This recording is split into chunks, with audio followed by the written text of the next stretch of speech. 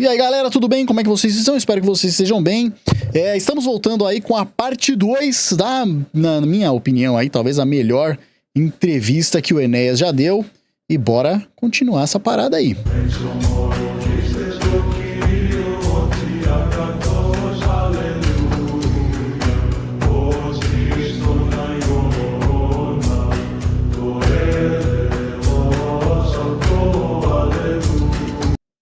Vamos lá. Continuando. Nós temos uma pirâmide. Deixa eu relembrar vocês aí da pergunta que foi feita, né? Voltar um pouquinho. A determinação, é isso? Vamos que vamos. Professor, vamos então esquecer as pessoas? Eu dei o exemplo da e vamos assim, o senhor com esse teu dinamismo e entusiasmo. Certo. Como nós vamos desburocratizar esse país? Veja, nós temos aí um fato elementar. Sim. Nós inventamos agora, o governo inventou agora, porque está com buraco de caixa, o famoso selo-pedágio. Até hoje não se pavimentou 1 metro quadrado de estrada com esse selo-pedágio, que esse dinheiro até agora não saiu da máquina burocrática. Eu vou repetir para o senhor a imagem de novo. Nós temos uma pirâmide. O vértice e diversos estratos até chegar à base. Perdoe, mas eu tenho que ser incisivo. O vértice determina o que se passa. Eu sei. Então, se o primeiro escalão é constituído de indivíduos sérios, o senhor não tem ideia de quanta gente falou no telefone que quer endireitar. O primeiro escalão escolhe o segundo escalão, e a gente vai endireitando. Se ninguém tiver vontade de endireitar, não vai endireitar nunca, senhor Fernando. Nunca. Concordo. É isso que eu estou dizendo agora. Nós não podemos olhar para o obstáculo e ficarmos na posição derrotista. Eu nasci humilde, estudei medicina, aprendi a falar português, estudei física. Tudo isso eu fiz com esforço. E foi pior fazer isso do que ser presidente da República. Pelo amor de Deus, entendeu?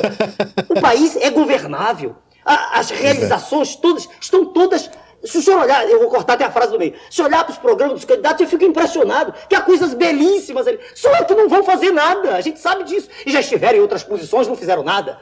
Eles compactuam com o estado de coisas. Se o senhor me perguntar o que eu pretendo, não é revolução sanguinolenta, nem revolução socialista, não deu certo, não adianta. Eu pretendo uma revolução de ideias. Eu pretendo revigorar, eu pretendo trazer à superfície aquilo que está adormecido, a vontade de viver, a vontade de ser cidadão, em toda a população. E sou contra, eu estava assistindo ao seu programa de agora, eu sou contra essas discussões intermináveis, não levam a nada. Se pegar 50 pessoas discutirem a natureza da luz, não adianta nada. Agora, pegue 3 pessoas que tenham estudado, o senhor chega rápido à conclusão. Nós temos que criar uma sociedade preparada. Educar não é construir escola, não adianta nada. Educar é mudar um comportamento. Isso aqui é educar. Então, se o senhor pergunta, eu sou educador. Não preciso... Adianta nada construir 50 milhões de escolas e colocar lá o métodozinho Paulo Freire. Grande merda. Consultar ninguém. Resumindo, é isso que ele quis dizer. Quase 30 anos. Eu ensinei português, matemática, física, biologia, química em nível médio. Ensinei diversas disciplinas em medicina. Ensino um curso particular meu aqui em São Paulo. Eu não sei ninguém me diga o que devo fazer. Sabe, eu vou ouvir os educadores, os mais entendidos, para tirar uma média, mas eu tenho ideia do que fazer. Agora, o senhor coloca na presidência da República uma pessoa que ao longo da vida não aprendeu nem a falar e escrever.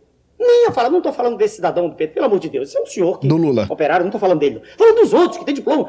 Não conseguiram, passam a vida trocando favores uns com os outros. E sabe o que está ocorrendo, mas isso o senhor sabe, melhor que eles. Mas então o senhor está, indiretamente, em termos democráticos, vetando um candidato que não esteja preparado. Ao contrário, eu estou dizendo o seguinte, peraí, eu acabei de dizer que não tenho nada contra esse senhor. Sim, mas PT. o senhor não concorda que ele seja presidente da República? Não, eu não disse isso. Eu disse o seguinte, dentro do processo que está chamado democrático, não tem nada democrático. Num processo democrático, eu não falaria 15 segundos e o outro... Pronto, se ele já falasse isso hoje em dia, já estava preso, né? Xandão, 24 horas para você se explicar, doutor Enéas. Eu falaria, colocaria um carro, um boi ou cavalo, não sei, um animal para emitir um som demorado. O som do animal levou, dito senhor Jô Soares, levou 24 segundos e o meu pronunciamento levou 14. Só no Brasil, um animal tem mais direito que eu. Aqui, isso não é democracia, isso é uma brincadeira, isso é uma farsa. É foda. Agora, voltando à tese. Eu não tenho nada contra o senhor, sua excelência, o deputado líder do PT. Não, não é isso. Eu, inclusive, não o ataco pela sua origem, de forma nenhuma. Agora, eu quero dizer o seguinte, eu estou falando dos outros. Não, ele não dirigirá o país, de forma nenhuma. Os assessores é que dirigirão. Ele não dirigirá o país. Ele não tem condição para isso. Peraí. Ele sabe o que eu digo. É diferente. Não tem como. Ele, e aliás o partido incompleto, é um partido em que há muita discussão, o senhor sabe disso. No meu caso, não, é homogêneo o ponto de vista. Quem está comigo pensa como eu. Não tem jeito. Porque inclusive nessa época aí, anos 80 e tal, era comum você ver quebra-pau dentro de reuniãozinha do PT. Era comum você ver os caras saindo na porrada, discussão e caralho a quatro. As pessoas se aproximam, tem essa mentalidade minha. Então, se o senhor me perguntar de que eu me servo, de pessoas lúcidas, querendo endireitar, e com essas pessoas eu discutirei os problemas básicos do país. Todo mundo sabe quais são educação, todo mundo fala nisso toda hora. Educação, saúde, trânsito, todo mundo sabe. Eu tô cansado de ouvir privatiza, não privatiza, estatiza, não aguento mais ouvir isso. É claro que ninguém que não está no poder tem condição de dizer como está a Eletrobras. Ninguém. Nós lemos jornais e a gente vê notícias conflitantes, o senhor sabe tanto quanto eu. Situação da Petrobras. Então eu não vou dizer aqui, vou estatizar. Isso é uma discussão estólida. Isso é discutir sexo dos anjos. Isso não faz nenhum sentido. É preciso assenhorear-se da questão de forma clara, sincera, ver como está realmente a situação e tomar posições consentâneas com o desenvolvimento nacional. Mas não adianta também, eu ouço de alguns políticos aí, nós temos que aumentar a produção. É verdade, tem que aumentar. Porque se não aumentar a produção, vai haver escassez, principalmente com a minha ideia básica, que é interferir. Como foi naquela época. Claro que eu tenho que apostar lá na agricultura, senão falta aqui. Mas, por outro lado, não é só o crescimento. Porque senão aí eu tenho que falar a linguagem da esquerda. Continua crescendo, nós somos sétima, entre sétima e nona, por aí. Por aí. Se os dados do produto interno bruto estiverem certos, não sei se estão. Então, continuamos crescendo, daqui a pouco somos a terceira. E os índices sociais estão iguais ao do Afeganistão. O senhor sabe disso. O índice de taxa de mortalidade menor de 5 anos, nós estamos em 87 por mil. Uma das piores do mundo, deve ser 65ª do mundo, se eu não estiver errado. Por aí. Quer dizer, então não é só crescer. Não é essa história de... Nesse sentido, eu até apoio algumas teses deles. Todos têm um pouco de razão, não tem dúvida. Não há nenhum desses senhores que esteja dizendo só... Não! O problema, eu insisto, é determinação, é vontade, é capacidade de dizer e os outros ouvirem. Eles dizem assim, repete seu nome. Não, todo mundo tem nome. Todos esses 22 candidatos têm nome. Por que só o meu estão repetindo? É engraçado, não sei o que, a imprensa todo dia fala. Mas por que repetem? Porque caiu, como se diz, na boca do povo, né? Porque o povo percebe que alguma coisa, o cidadão comum, sem preparo mesmo, sem ter tido formação acadêmica, ele sente algo que o identifica comigo. Ele percebe que eu estou dizendo aquilo que ele gostaria de dizer se estivesse no meu lugar. Ele diz assim, eu não sei o que é esse sujeito, alguns dizem que é doido, outros dizem que eu sou engenheiro, eu sou formado em física, professor, não interessa os títulos, mas algo de estranho está acontecendo. Eles percebem que é uma vontade de acertar, entendeu? Mais do que qualquer outra coisa, eu não quero nada, absolutamente, eu só quero acertar. Como acertei na minha vida. Eu quero acertar, eu quero transmitir isso que a natureza me deu. Sabe? Essa vontade para a população inteira. E eu tenho certeza que vou conseguir isso. Quando um jornalista como o senhor, imparcial, o senhor se põe de maneira imparcial, se me perguntar o que o senhor pensa, eu não sei. Eu acompanho seu programa, acompanhava no Rio, o tempo todo, eu gostava muito. Eu não sei o que o senhor pensa, sinceramente, pela posição neutra que o senhor se põe. Ora, essa neutralidade, toda vez que eu encontro jornalista, eu posso exprimir minhas ideias. E aí não é aquele ato atropelado de 15 segundos. Não é se ele visse hoje como é que tá... Eu vou falar isso até o final do vídeo, porque é impressionante. A imagem meteórica que passa na televisão é diferente, né? Entendeu, senhor? Então, a tese, meu filho, eu insisto nisso. Aquilo de que o país está precisando é de força. Se ele visse o jornalistazinho falando, você vai ter que pagar mais imposto, mas veja porque isso é bom. Pagar imposto, veja porque isso é bom. Foda. É de vontade, não é de demitir, colocar na cadeia. Eu disse até um dia desse, um pronunciamento, me lembrou de me chamar. Daqui a pouco não está metade da população na cadeia. Daqui a pouco, não é esse o caminho. Daqui a pouco... Que estranho, se ele visse como é que tá hoje. Não tem como, cara, não tem como. Tudo que ele tá falando é o que tá rolando hoje. Né? A censura, a perseguição, botar gente pipoqueiro, gente que risca com batom uma estátua, 14 anos de prisão. Imagina ele vendo isso. A gente vai abrir uma fenda no Oceano Atlântico e jogar o país dentro. Isso é um derrotismo, não é esse o caminho. O caminho é tentar... Mas é que a campanha é a campanha da vingança, né? Do acirramento. Então chega o cidadão que está na miséria total, dizem para ele que a culpa dessa miséria... Já me chamaram de Marajá, Exato. de terra. Isso não faz nenhum sentido, entende? Isso é uma imagem caricata. Mas é o que está sendo colocado nas ruas. Eu sei, mas veja o senhor que se esse poder de comunicação desses senhores fosse grande, eles estavam eleitos, não estão. Veja quanta coisa está mudando a cada instante. Veja o universo de indefinição que aí está na população. Quer dizer, o cidadão comum está cansado disso. Ele fica olhando aquilo. Não sei se o senhor assiste ao programa. Os meus pronunciamentos, eu tento ser o mais preciso possível, tentando refletir aquilo que o homem comum está pensando. Quando eu digo homem comum, não é só o cidadão inculto, não. é o homem que não tem vinculação com Mas, o poder. professor, o que me assusta na campanha é a falsa promessa, essa visão de que o partido X pode resolver tudo. Está tudo resolvido. Eu não disse isso em nenhum. O que me eu assusta... disse, senhor, uma conclamação. Eu entendi. Entendeu bem? Eu entendi. O que me assusta é ver exatamente, e lamentavelmente são exatamente os partidos de esquerda os mais ferrenhos defensores dessa demagogia toda. Eles se aproveitam da miséria. Demagogia. E olham para o sujeito, eu conheço pessoas que de repente acham que esta é a grande solução. Exatamente. E que consideram que um candidato, mesmo que não seja preparado, ele possa ser o grande condutor do país. Daqui a pouco, olha, o clima em que nós vivemos, dessas discussões estólidas, demoradas, que não levam a nada, esse clima está ficando tão forte no país que, daqui a pouco, dentro dos hospitais, vai se discutir o remédio que o doente vai tomar. Os doentes entre si vão decidir, tem que ser democrático.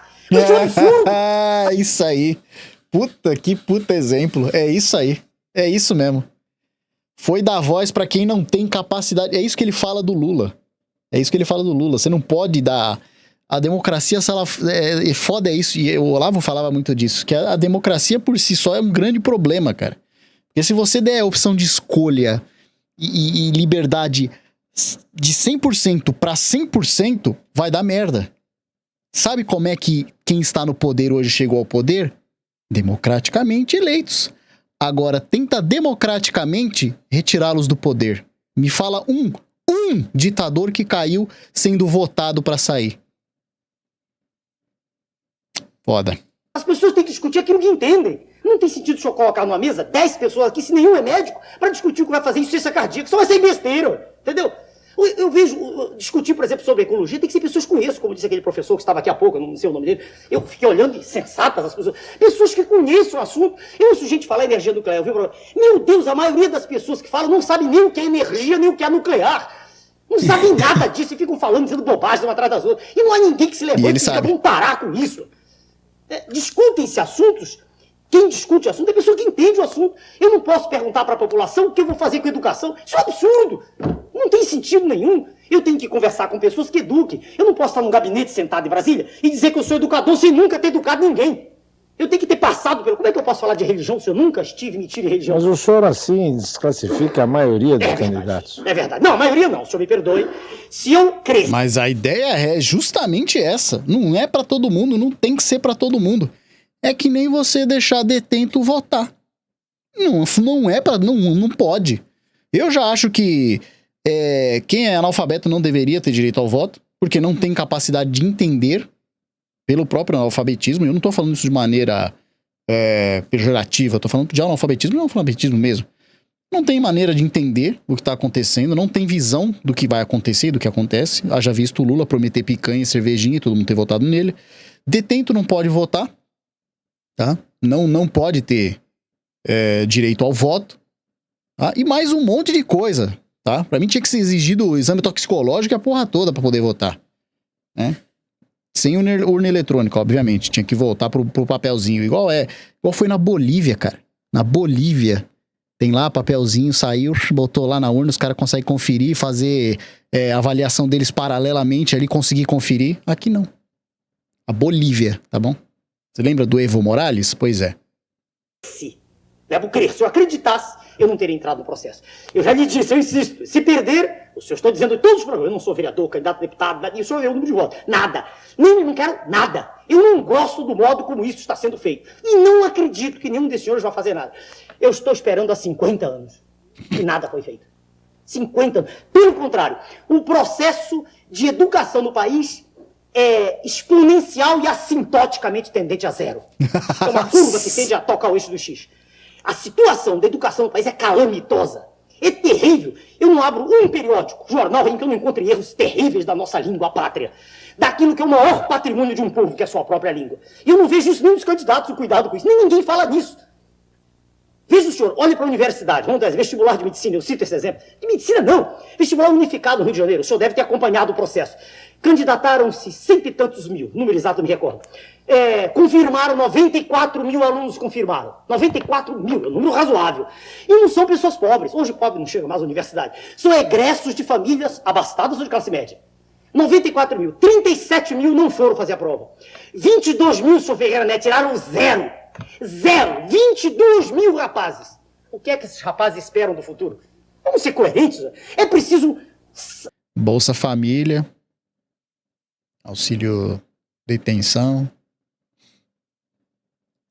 Sacudir o processo. Não se pode continuar assim. Não se pode continuar fazendo dissertações em torno de educação. Há que serem tomadas medidas drásticas. Há um programa curricular que não é cumprido do primário à universidade. Mas o senhor está falando uma coisa aí. Diga. Que evidentemente, se nós citarmos aqui, vamos ser taxados ambos de antidemocratas. Pode usar o termo, não faz mal. Mas o fato é que então nós temos... Pode usar, vocês estão em 89, aí pode, não tem problema. Hoje você não pode questionar nem se a grama é verde.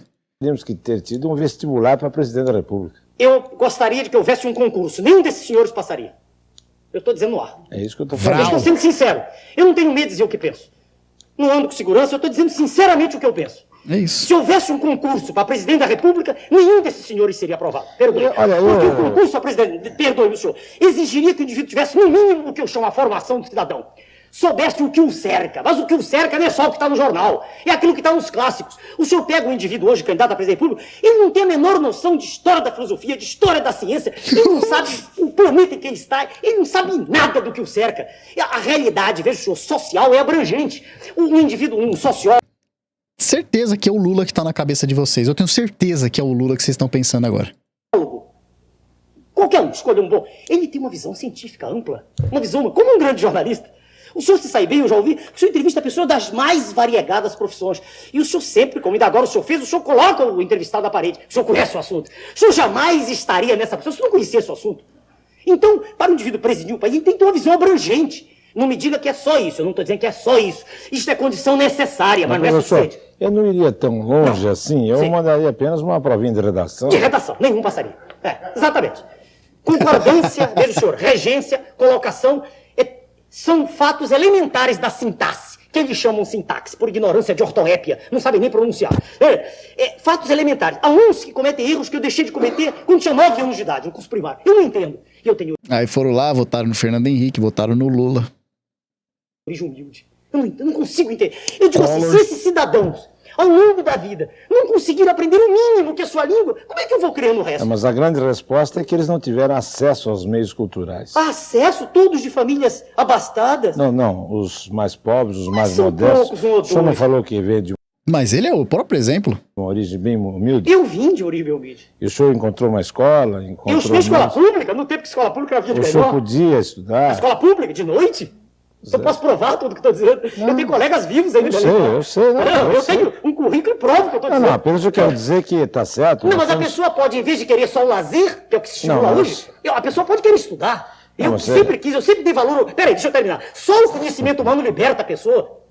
O mal é mal porque ele é ignorante. Isso não é meu, isso é de Sócrates. Se o indivíduo mal soubesse que ele fazendo mal aos outros, ele no fim faz mal a ele mesmo, ele se corrigiria. É um processo educacional que acorrenta a fera em cada um de nós. Isso não é meu também, não. Nada é meu. Eu leio os livros, eu estudo.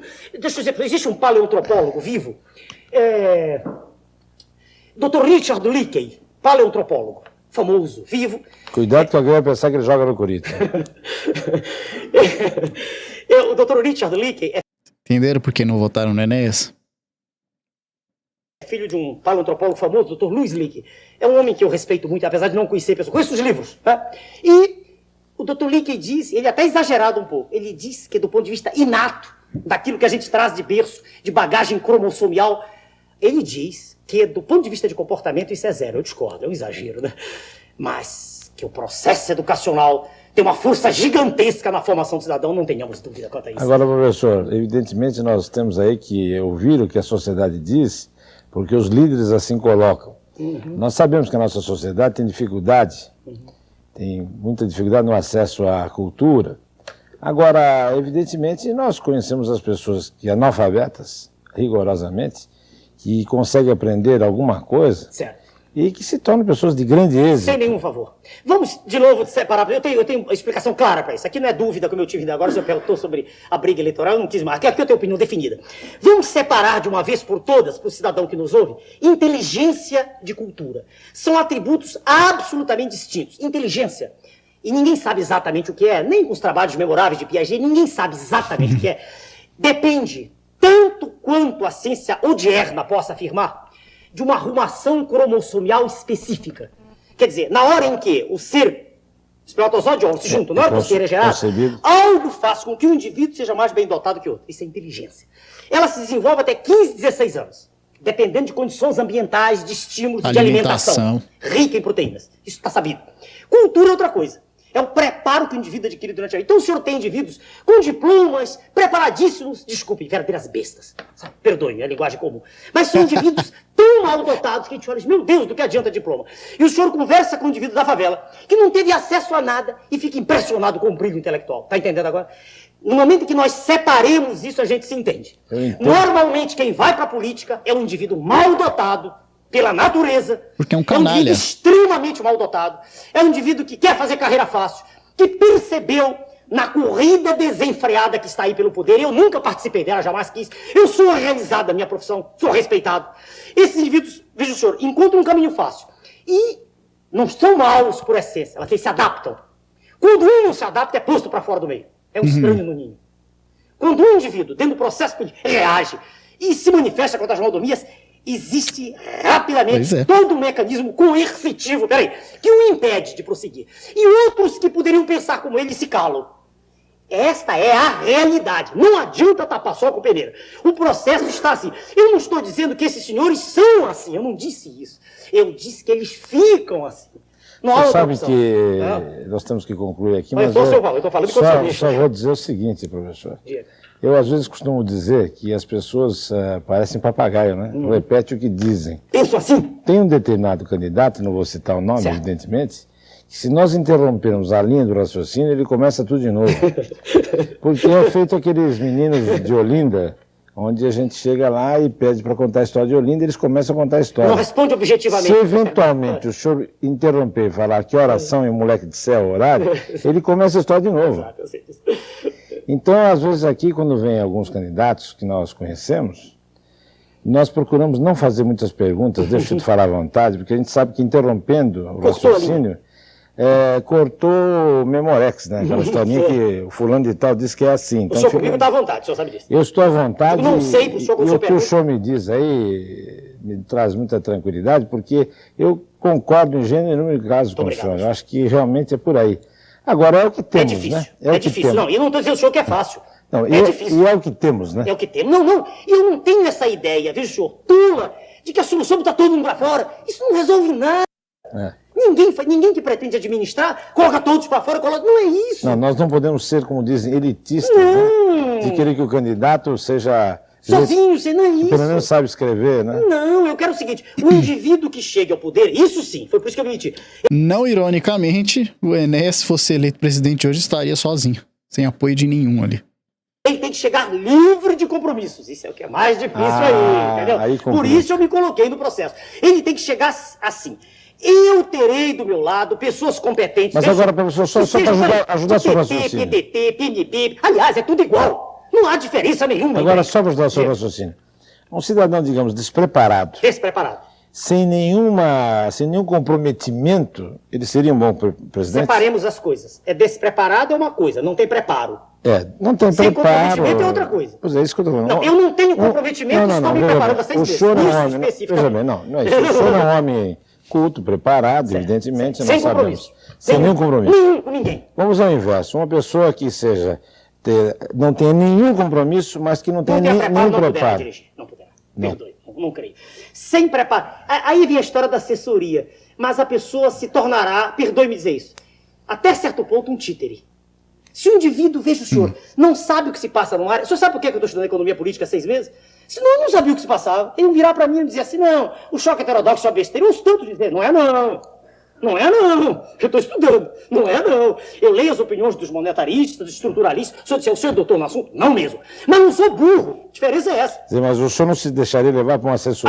De forma alguma. O assessor vai me dar elementos para eu ler e opinar. Eu não vou dizer o que o assessor. Não vou fazer o que ele me diz, de jeito nenhum. Não, de forma então nós não podemos ter um indivíduo despreparado de jeito nenhum. Eu não aceito que uma pessoa sem preparo possa ser presidente da República. Perdoe. Tem que ter um mínimo de visão que ele tem cidadão. E se a nação aceitar? Aí é uma solução natural, dentro do processo que está... Bem-vindos a 2025. É isso. Deixa eu amarrar bem. Eu sou uma pessoa que aceita as leis. Então, eu sou disciplinado. Eu aceitei os 15 segundos, que é a lei. Agora querem colocar o senhor da TVS como candidato?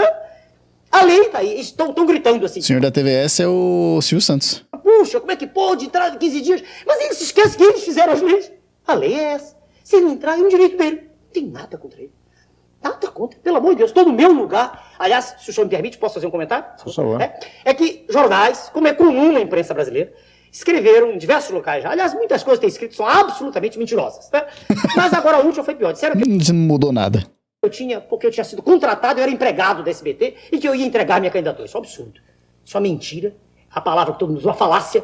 Eu entrei no processo sozinho, vou terminá-lo só, ganho ou perca.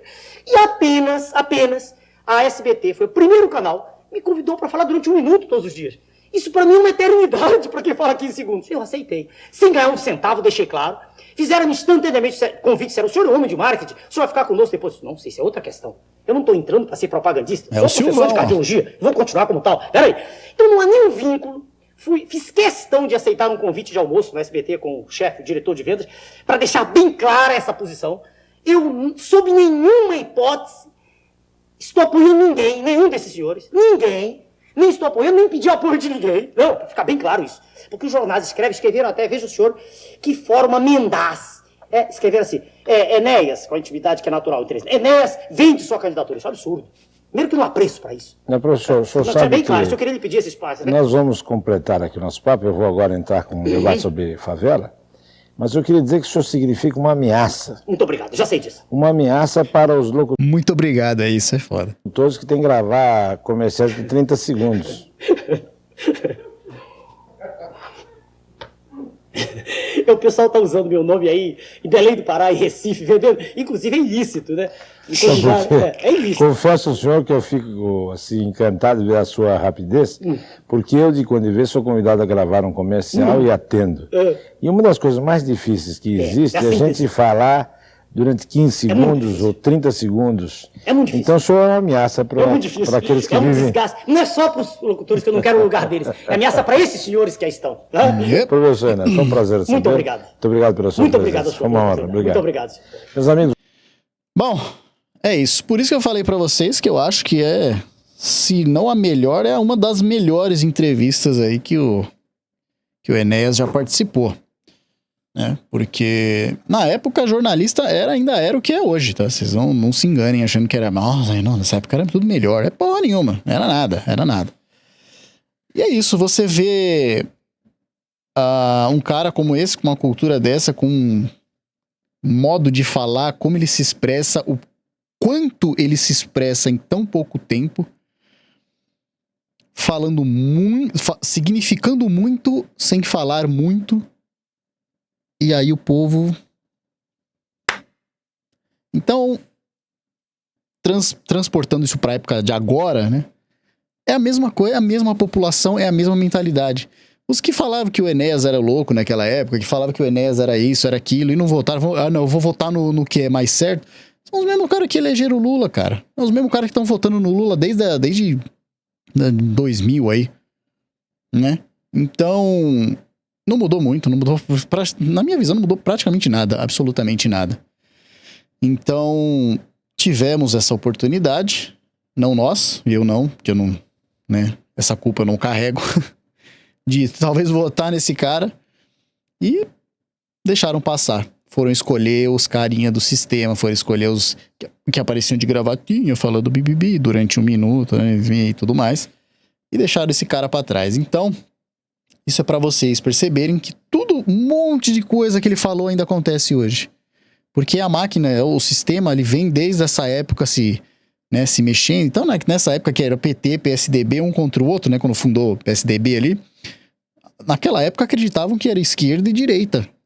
Até o Olavo chegar e falar, teatro das tesouras, é um combinadinho dos dois aí pra ficar fazendo troca de poder combinado. Eles são a mesma coisa. Então, tinha esse cara no meio, rachando todos esses, né? No meio não de centro, né? Mas rachando a cabeça desses caras, porque ninguém levava ele a sério. Mas, vendo como é que eles são, se esse cara fosse eleito, dificilmente eu acho que ele teria apoio, cara. Aí eu pergunto pra vocês, imagina o Enéas hoje com o Hugo Mota e um Alcolumbre no Congresso. Pois é. É exatamente isso que eu quero que você pense. Bom, é isso, galera. Espero que vocês tenham gostado desse vídeo. Videozinho em 2 partes, aqui é a segunda parte.